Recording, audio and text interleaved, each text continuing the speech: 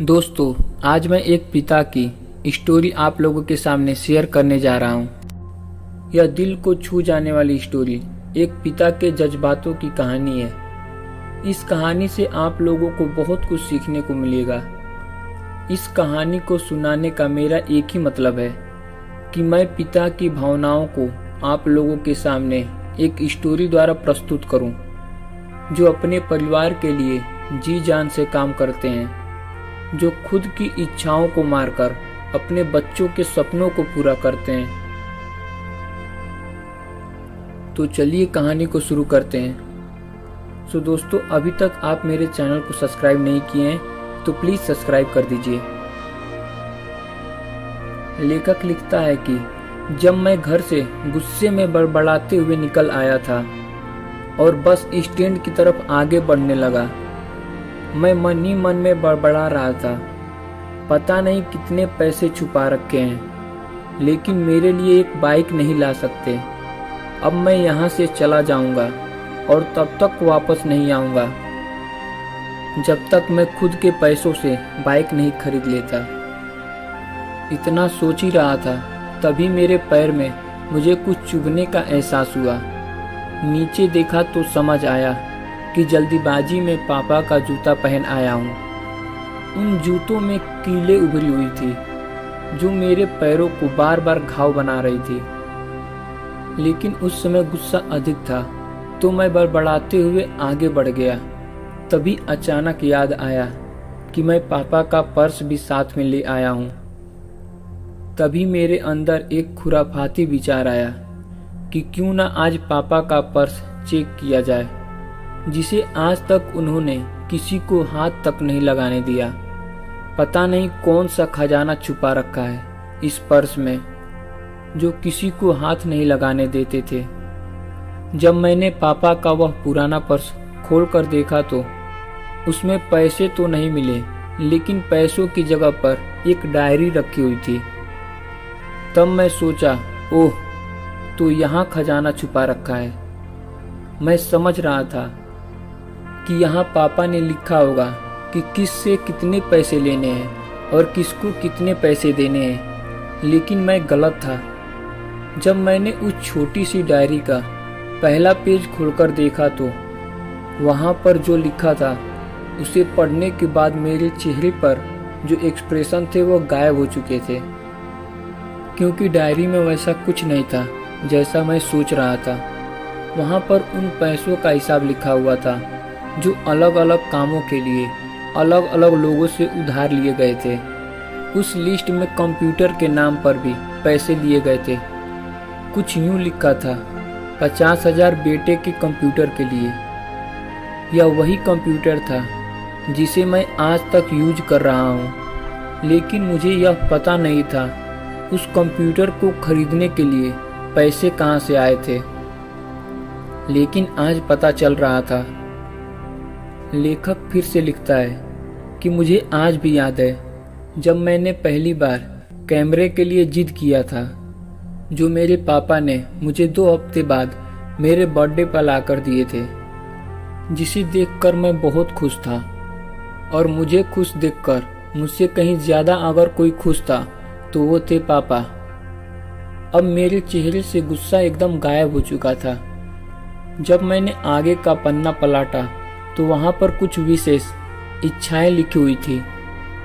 पहली जो विश थी, उसमें जो लिखा हुआ था, अच्छे जूते पहनना। यह बात मेरी कुछ समझ में नहीं आई। तभी मेरा पांव अचानक सड़क पर भरे हुए पानी पर जा पड़ा और तभी मेरे पांव में कुछ गीलापन होने का एहसास हुआ। जब मैंने जूते को उतार कर देखा तो उसका निचला भाग टूटा हुआ था। यह देखकर मुझे डायरी में लिखी बातें याद आ गई। तभी मुझे माँ बाप की कई बातें भी याद आ रही थी कि कैसे माँ जब कहा करती थी पापा से, अब तो जूते पुराने हो गए, नए ले लीजिए। तो पापा अक्सर यह कहकर टाल दिया करते थे कि जूते अभी तो चलेंगे, कुछ दिन पहले ही तो लिया था। मुझे आज समझ में आ रहा था कि कितने दिन और चलेंगे। साथ ही साथ यह भी समझ आ रहा था कि पापा पर्स को क्यों छुपा कर रखते थे। तभी उस डायरी को पढ़ते हुए बस स्टैंड पर पड़ी बेंच पर आकर बैठ गया। अब उस डायरी का आखिरी पन्ना बचा हुआ था। उस पन्ने को जब मैंने पलट कर देखा तो वहाँ कल की डेट लिखी हुई थी।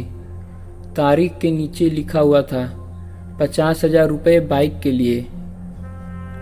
बस इतना पढ़ा और दिमाग सन्न रह गया।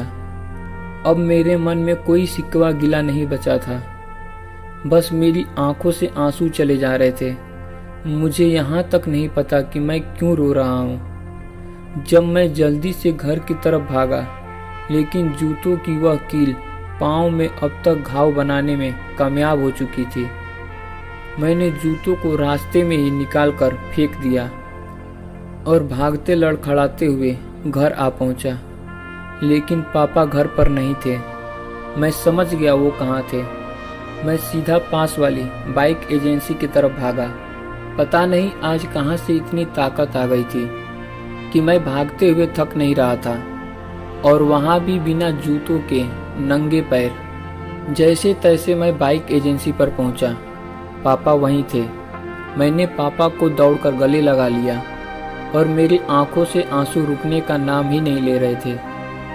पापा समझ नहीं पा रहे थे आखिर हो क्या रहा है, मैं क्यों रो रहा हूँ। मैंने पापा से कहा, पापा मुझे मोटरसाइकिल नहीं चाहिए, आप अपने लिए जूते ले लीजिए। अब आज से मैं जो भी करूँगा अपनी मेहनत से करूँगा, पढ़कर करूँगा। दोस्तों, यह स्टोरी सुनाते हुए आज मेरी भी आंखें नम हो गई। मैं आज आपसे कहना चाहूँगा कि ठीक ऐसे ही होते हैं हमारे पिता। हम अक्सर देखते हैं कि हम अपनी माँ से हर बातें शेयर करते हैं और माँ भी इसके बदले हमें बहुत प्यार देती है। लेकिन आज एक ऐसा शख्स भी होता है जो हमें छुपकर प्यार करता है। वह होते हैं हमारे पिता। यह परिवार में एकमात्र ऐसा व्यक्ति होता है जो अपने बच्चों से उन्हें बिना कुछ जताए छिपकर प्यार करता है। खुद की इच्छाओं को मारकर बच्चों के लिए सपने देखता है और उनकी खुशी में ही खुश हो जाता है। मुझे नहीं पता कि आप अपने पेरेंट्स की इज्जत करते हो या नहीं, लेकिन अगर आपके पास पेरेंट्स हैं तो आप बहुत खुशनसीब हो, क्योंकि इस दुनिया में बहुत से लोगों को तो पेरेंट्स का प्यार भी नसीब नहीं होता है। अंत में मैं यही कहना चाहूँगा कि माँ बाप की भावनाओं का सम्मान करें। मेरे इस कहानी को सुनाने का मकसद यही था कि मैं आपको बाप की फीलिंग से रूबरू करवाऊँ, क्योंकि माँ के बारे में आप लोगों ने बहुत कुछ सुना है, लेकिन बाप के ऊपर कोई नहीं कहता। सो दोस्तों, अगर आपको ये कहानी पसंद आई होगी तो प्लीज़ लाइक कर दीजिएगा और सब्सक्राइब ज़रूर करिए ताकि मेरी कहानी आपके पास सबसे पहले पहुँचे।